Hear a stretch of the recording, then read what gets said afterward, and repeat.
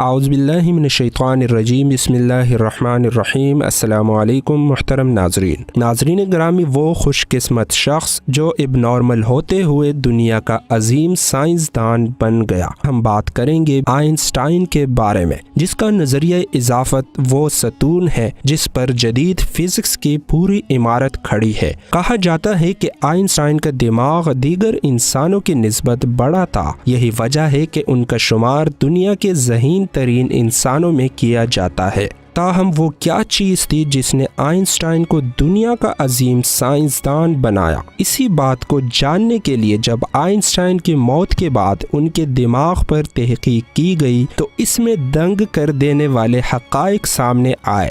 ناظرین گرامی، آئنسٹائن سن 1955 کی ایک صبح 76 سال کی عمر میں اس دنیا سے رخصت ہو گئے۔ ان کی موت کے بعد ایک ڈاکٹر تھامس ہاوے کو ان کا چیک اپ کرنے کے لیے بلایا گیا، جنہوں نے آئنسٹائن کی موت کی تصدیق کی۔ گو کہ آئنسٹائن نے اپنی زندگی میں کہہ دیا تھا کہ ان کی موت کے بعد انہیں دفن کیا جائے اور ان کا جسم سائنسدانوں کو مختلف تجربات کے لیے نہ دیا جائے۔ تاہم ماہرین کم از کم ان کے دماغ کی جانچ کرنا چاہتے تھے، اسی لیے ان کی موت کے 7.5 گھنٹے بعد اس کے دماغ کو جسم سے علیحدہ کر لیا گیا۔ ایسے میں آئنسٹائن کے ڈاکٹر تھامس نے موقع دیکھ کر ان کا دماغ چرا لیا اور وہاں سے فرار ہو گیا۔ تھامس نے اس عظیم دماغ کو 240 ٹکڑوں میں کاٹ کر مختلف جارز میں ڈال دیا اور اسے 40 برس تک اپنے گھر کے تہخانے میں چھپائے رکھا۔ بالآخر 40 برس بعد تھامس اس دماغ کو منظر عام پر لے آیا اور تحقیق کے لیے اسے سائنسدانوں کے حوالے کر دیا۔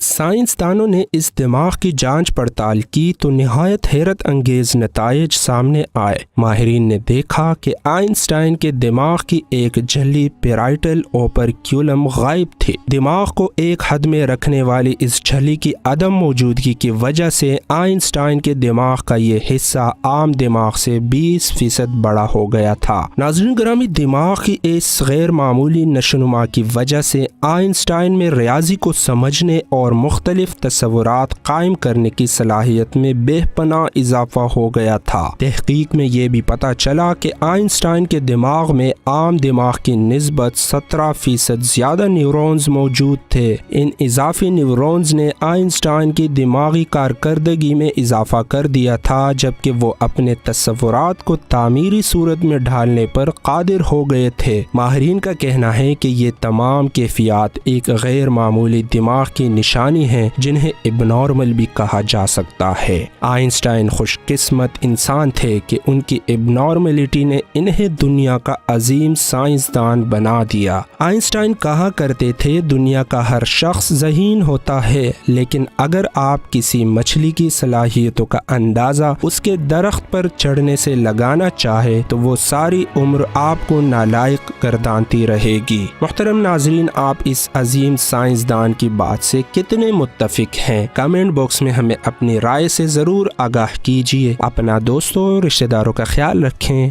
اللہ حافظ۔